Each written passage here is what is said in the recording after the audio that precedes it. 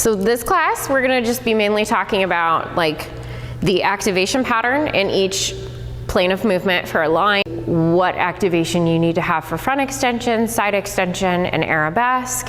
And then after we kind of deep dive into the mechanics portion, we're gonna work on some specific exercises for developing each pattern. So we'll start just talking about front extension. When we're talking about front extension, the most common thing that happens is we like to drive our knee up thinking we're gonna get our leg higher, but then we lose our turnout as we open the leg, right? So I wanna just do a little drill that I like to have to make you feel that motion of leading with your heel here and getting your inner thigh to turn on for that initial movement to attitude front. So just taking a retire and thinking exhale, lift and place, lift and place, lift and place. Yeah, there you go. So when we're actually doing front extension, what happens is if you have your socket of your hip and your femur here is gliding down as the knee lifts up. So if you're only thinking about the knee, what happens is the hip actually will hike up. So then you have, that's another way that people will compensate doing that hip hike or lean back. There's all sorts of different compensations we can have when we're doing front extension. But what we need to think about is that the head of the femur is depressing down, almost like it's going closer to the sits bones. So if you think of like your sit bones right back here, the head of the femur is going down deeper in the socket. The connection should be between the inner thigh for that initial movement. And then if you use your diaphragm and do a forced exhale here, then you're also using your core more to create that movement. So try that then. What we're gonna do here is just take retire and inhale and breathe in, make your belly nice and big. And we'll put our hand on our belly. Then as you're taking it to attitude front, you're gonna go and then back in. That's it. Inhale, exhale. There you go, yeah. Do you feel how you've got more activation through here and here versus almost feeling like you're kind of just tipping it? So that's your initial movement that you're trying to just have that comfort wrapping around you where the core is really supporting the front extension. And the diaphragm helps the psoas and the transverse abdominis, which runs through here. Those all work together when you exhale. If you inhale, take your take retire and inhale, you start to feel very unsupported, right? And so I have dancers all the time where they will, they're bracing for the movement, but then they've used it up. There's nothing there. There's nothing to support. So the exhale is actually helping those muscles work in synergy together. The thing you want to make sure you don't get into habit of with front extension, if you're doing this and you're going, is you don't want to overly compress though, right? Because you want it to all be from the belly where we're independently breathing from the transverse abdominis and the diaphragm, bringing it into that movement, not thinking that we're actually flexing the spine, because then we're gonna shorten our range. Now, as you pass through, going from attitude, this is where things get a little bit yucky, right? If your knee has been set at too high of a height where your adductor isn't strong enough or mobilized enough to actually support that extension, your leg will open and then drop. And we see that a lot with younger dancers where they set their knee too high or their attitude is really nice and high here, but this is a short axis position. And while, okay, great, if you've got like a beautiful balance in your choreography, then go for it at that higher attitude height, but the second they're required to extend it out, now you've got the longer axis, your strength may just not be there or your mobility yet, and so your leg drops. So what I encourage when you're finding your true placement is, one, I like to, we always want to work on that breath work first and finding the attitude position. Take your leg a little lower and just kind of do this here. So this is really kind of feeling where's my turnout. And I don't change my hips. I'm just bringing my leg forward and I'm kicking this way, okay? At a lower height, extend and think of the most turnout that you can have at front and feel the inner thigh kick in. When you're truly using your turnout for front extension, you're truly aligned properly, you should feel the inner thigh, and it's almost like you could draw a laser beam from your heel to your navel, and that's where your alignment is. It's right in front of the hip. We're not overcrossed, and we're really using all of that chain of movement to lengthen through. So when we are encouraging, you know, if you're a teacher and you're trying to encourage your student to get their extension higher, so how do you get it from that low point and then bring it up, right? Because then you're like, okay, well, I'm doing great with the turnout here, but then I want it to go higher. So first, obviously, we establish this height, but then as your hip flexors get stronger, and your rotation is able to stay, and then obviously we have to think about what's happening on the back side, right? So it's not only the activation on this side of our leg, but it's the lengthening and the mobilization from the tissues that run all the way from the edge of the leg all the way up through the backside, up through the scalp.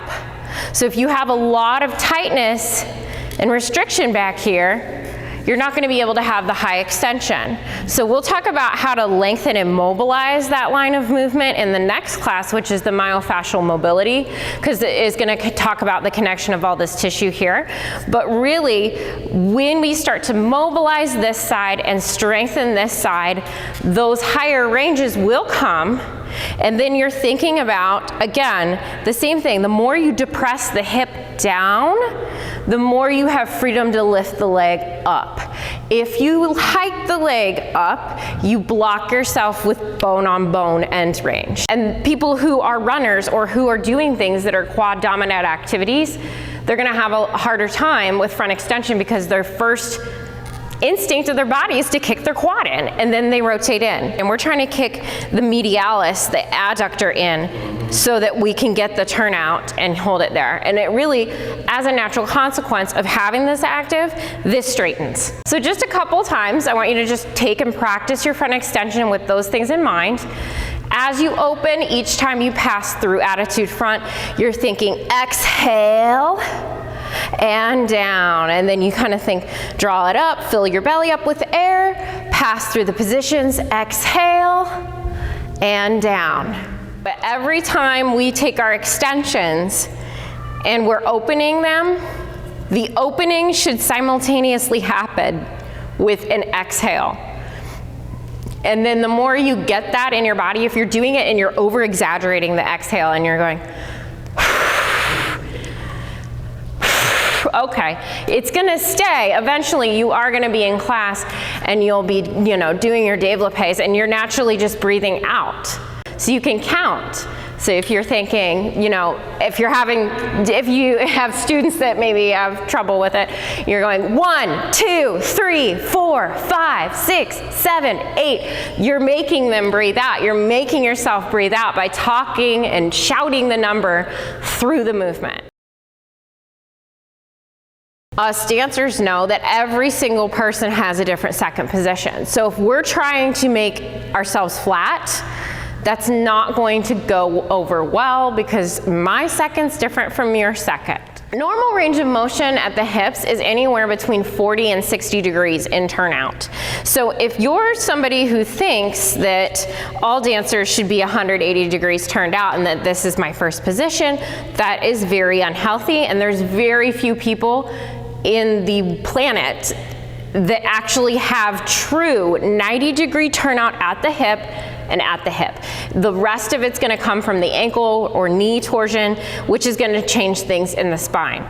So most of us are going to have somewhere between a first position that looks like this. This is at the low end of our range, which is 40 degrees on each leg, or we're going to have something that looks about like this, which is This is 120 degrees, yeah. This is 60 degrees, okay? So that's your 40 to 60 degree. Normal people, most people are gonna fall into 40 to 60 degree range, probably more looking around this. So most of our first positions with our good alignment are probably gonna look like this. You can literally see it on a goniometer where it's 120. That's not flat. That's normal range of motion. So the fact that we have this idea in our heads that we have to be here, when statistically, based on multiple studies and just people in general, our hips are only able to go about there. It's a big difference, right? And so then that has a lot to do with the wear and tear we have on our bodies, our malalignment when we actually try to go and execute second position too. For myself, I know that I have about 120 degrees. So if I'm standing on a goniometer and I'm in perfect alignment, which probably never happens, but we're taking our second position from our tendu. So if you tendu side and you're going out from where the toe is leading you, there's your second where you can actually have full rotation and present your heel forward. So if you're here and your tendu is going out this way, the tendu and the retiré knee should be setting you up in the same exact plane of movement. If you're able to stack ear over shoulder, rib, and hip, then this is your maximum turnout at your hip joint. We're following our knee and opening from this position to find our second, right? Another way that you can find your turnout in second position, if you're somebody who's really concerned that maybe you're forcing it, if you take your hip here and you're just kind of flexed and relaxed and hanging out, you're lined up with all of your key points, your core is in neutral, and you just kind of freely rotate at the hip and kick forward again, like you're kicking a ball. Kick and find that end range where you're kicking. You're gonna feel the rotators kick in. That's where you're gonna hold your turnout for retiré. Okay, so it's underneath the seat and wrapping around. Now watch that both of your hip bones are pointing forward, because if the ASIS, these things in the front of our hips, our hip bones, if one of them is rotating back, then we're getting a skewed measurement with our second position. Then once we've found our turnout, we have to talk about how are we actually opening the second position, because I think second is the position that I see so many like funny things happen with. I have to switch sides so that I'm not overusing myself. But when we're in second position, we see a lot of people who want to reach to the side with our second. What happens then is, instead of that femur being nice and it's rested in the acetabulum, that socket, it's gliding out now. We're pulling it into a distracted position. So if you reach too far to the side for second, you have no control anymore. And then you're pulling off your leg. So you're probably gonna hear your teacher saying things like, stop pulling off your leg, don't sit in your hip. That's an indicator that your energy is going too far away from your body. If you have your turnout held, it doesn't matter, because you just distracted the hip and took it into a position where it has no control anymore. Has to stay in the socket, and then when we are opening, it's trying to, again, glide down in the socket. So instead of thinking out, we're thinking the knee lifts up, this is dropping down, and whether or not we have it at a high height or a low height, it's still staying snug to your body, because the closer that is to your body, the more control you have over your leg, because it's resting in the joint, right? Yep. And so then when we get to higher heights where we're saying, okay, now we want our girls to be training to 120, or males, you're gonna have your legs up over your heads now. We wanna think about depressing it down in the socket more, because if you take it and you hike it and you lift it, this is now a side tilt.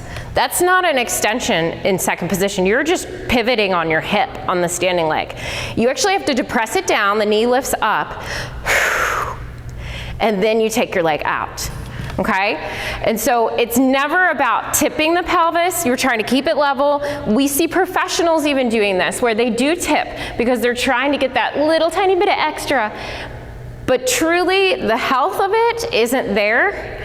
And if we're really trying to support healthy extensions, we want to keep that pelvis level, really thinking about putting that hip down, the knee lifting up to the ceiling. You know, and now if you have limited mobility, you're not going to drive the knee up. You want to focus on just keeping it tight to your body so you have control. So just take a couple times here in second position and kind of feel the difference between. And I do encourage you, I strongly encourage that you feel the difference between pulling away where you have that lack of control and then keeping it into your body and imagining that there's a ball dropping down and then it's opening out. So that you're not reaching, it's opening, or I'm sorry, not opening out, you're opening up. So that foot is almost reaching to the ceiling. Even if you're doing it at a low height, you're still thinking, I'm reaching to the ceiling. I'm not reaching to the wall.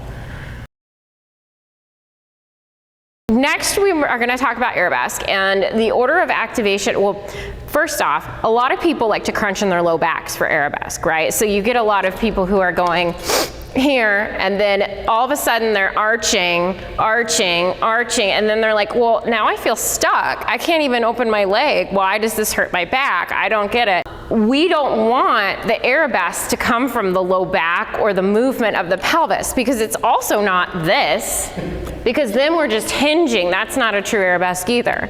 So we have to focus on the first muscle that activates, other than the fact that you're standing in neutral and you're nice and aligned in the ideal world. Your glute is going to take you into hip extension first, then your hamstrings, and then the very last thing is I like to think about my middle back lifting up. And now my Arabesque is not very high right now because I'm out of conditioning at the moment. But we are thinking about this part of our spine from here, kind of making that connection to lift up, not crunching through here. Because when we crunch through the low back, then it puts more strain on the discs, and you're at a lot of different injury risks with the low back. We also don't want to tip the pelvis forward because then that's not really your leg. So really focusing hard on making sure that you pass through hip extension. You hit attitude, you should feel the glute fire. And then thinking of lifting the knee up. The knee is what's going to kind of lift in this situation, where you've got the hamstring and then the thoracic spine, which is going to create your total full line, right? And it should be right behind your hip. So never taking it into that Arabesque position.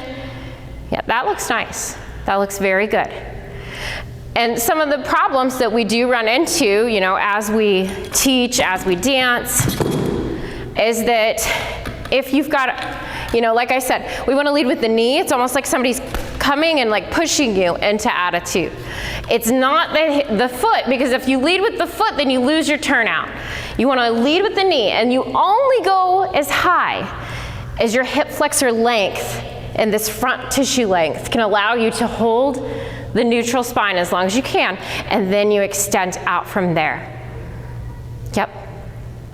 So it's almost like this beautiful invisible line where you're going, you're here, you hit attitude, there's like a connected thread between this side to this side, and then as you extend it, you keep that connection between there, because you don't want it to swing to the side either.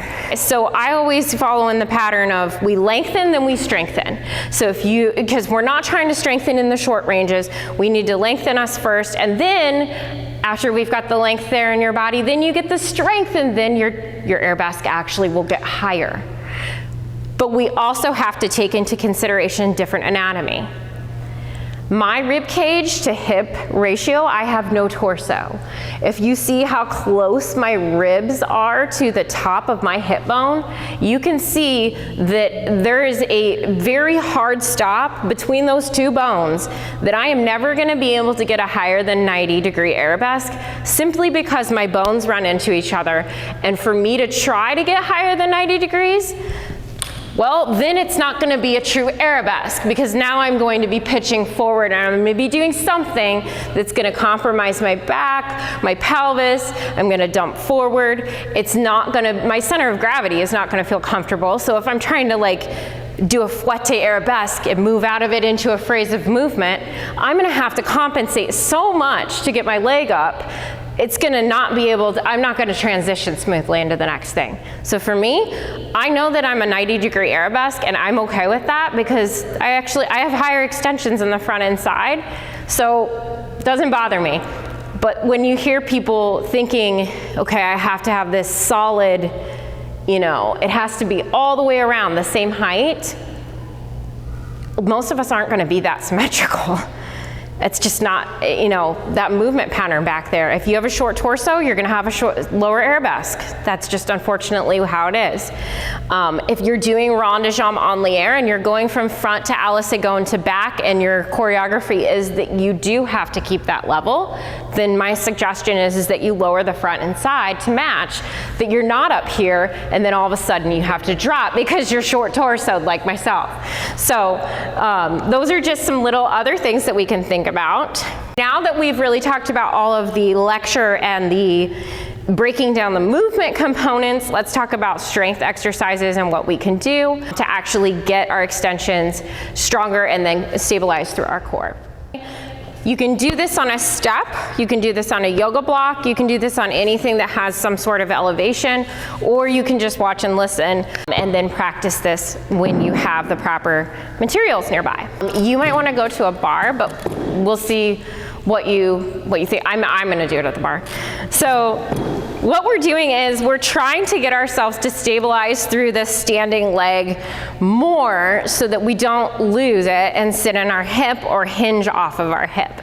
So we're dropping our foot off the side of the block, and we're intentionally sitting in our hip. We're going to place our hand on the side of the hip, and we're going to activate the side of the hip to bring the feet level and our pelvis level. And then we're going to hold it here. And then we drop it down again. And then we lift it back up using the exhale and not thinking about the working leg. The leg that's suspended is like almost like it's dead weight. That is your weight right now. The only thing that's working is the movement of the leg on the block. So you're bringing the legs at a level playing field, and then you drop one down. Now if you're like, well, this isn't really doing a lot for me, then I need you to let go of the bar and then try it again. Dropping it down and up. This is your stabilizing muscle for pirouettes. This is your stabilizer for développés. For pretty much everything that we do on one leg, if you're feeling like you're stepping out and your hip is dropping down, then this is the exercise that matches your problem. Good, and we don't want to bring the outside leg higher. We're trying to bring it level, hold it in its socket, and then lower it back down. Now, as you hold here, just kind of stabilize at the side of your hip. Now, hold this position and then bring your leg up into a parallel position here. Parallel rotate, yep, and then just holding on the block as much as you can. Watch those shoulders don't go behind the ribs. Exhale, feel it through the core and the side of the hip working together, and then just come down. Any kind of variation that you can add to an exercise, like head turns, arm swings, move the leg a little bit more rapidly, you know, this is all gonna really fire the gluteus medius and help you keep that level pelvis where the core is active the whole time. Okay? So now let's just step off the block, and whatever leg and whatever we'll do, either front or side, because this is the main one you're gonna feel this in. Try to feel that muscle that you just felt with that exercise, and now just kind of take a very low extension and see if you can really focus in on activation of the gluteus medius on the side of the hip. Take your extension, just kind of feel it. Feel how much more strong you feel and stable. And test that on each side so that you can see that, yeah, I can feel the connection. I understand how to apply the exercise now to the movement. Because if that is not strong enough, then you have no solid ground to work from to get your leg higher. We're going to talk about then some exercises for the front, or for the working leg now. So the working leg, one of my favorite exercises is just a normal straight leg raise. And the first thing you're always going to want to do is make sure that your core is in neutral truly. So with your leg out and extended like this, you have that exhale and press down the spine against the floor for your straight leg raise. Now, a lot of times, you know, I'll see people doing this exercise and they're just kind of throwing their leg up and down.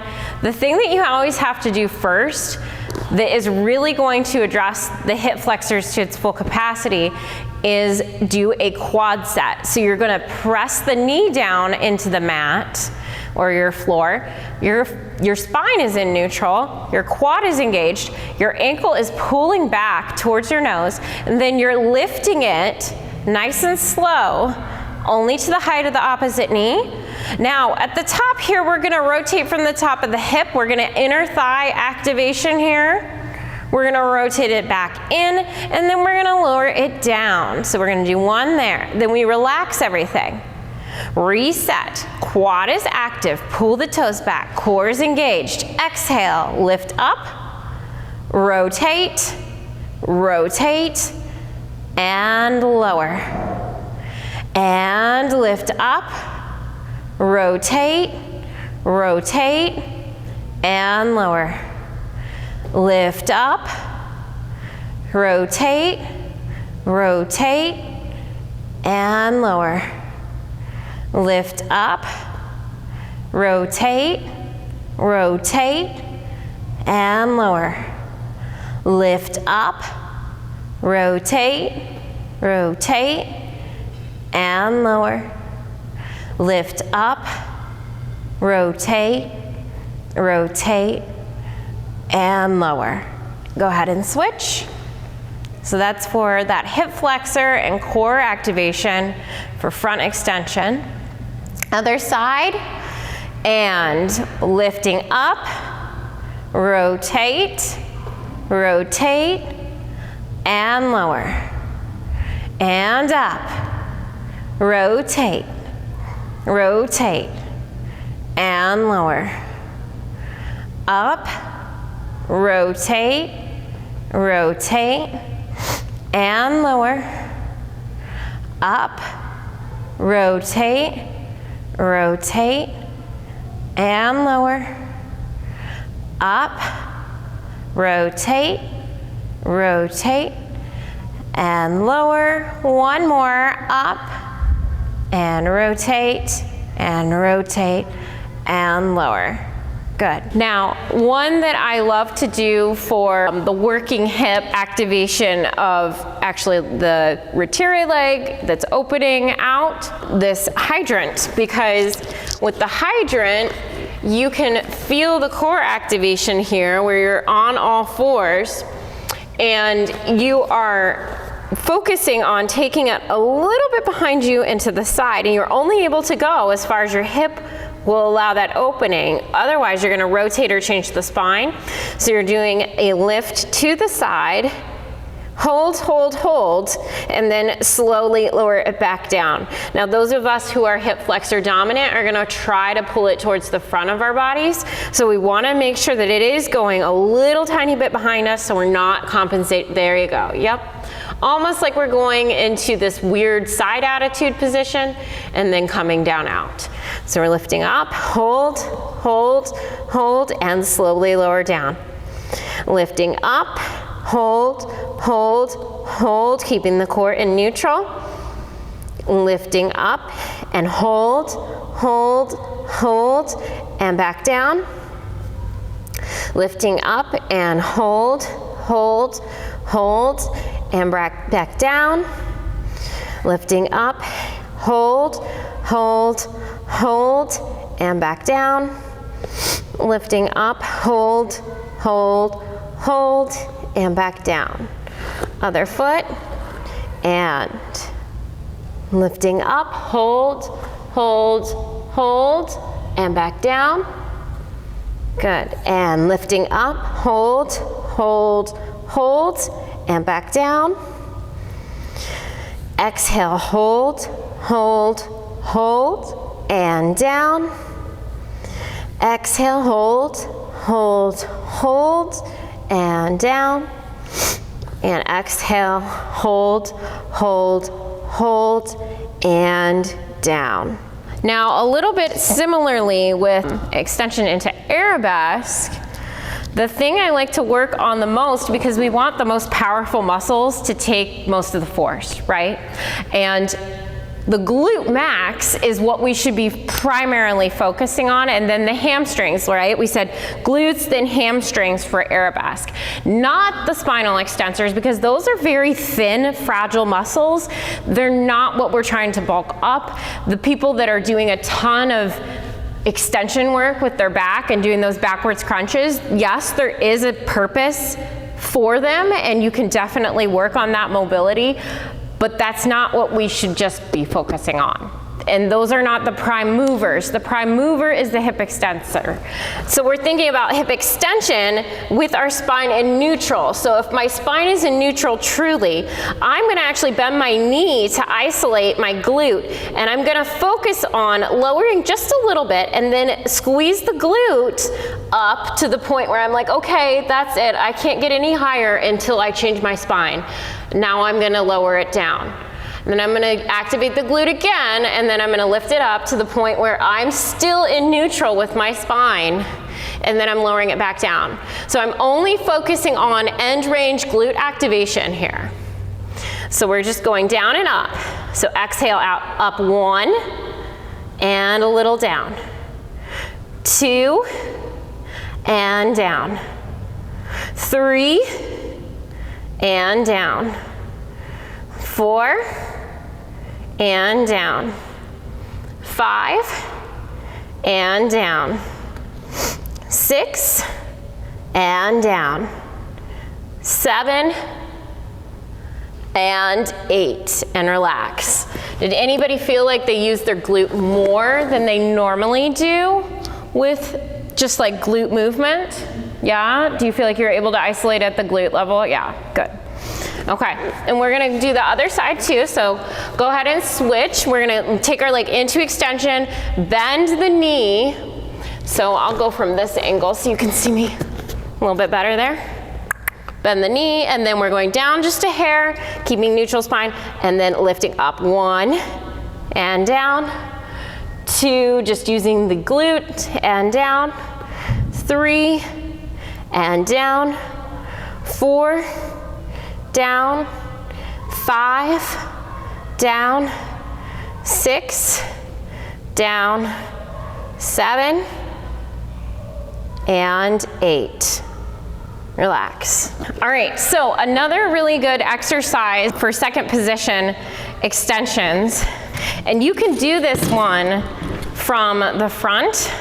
You can also do it from the side, and you can even get really creative and clever with it, and you can take it up and around and then back in and down. And so, you know, there's been people, I'm sure you've worked with me before and had this drill given to you, but when you're doing it to the front, we're still visualizing that hip going down in the socket.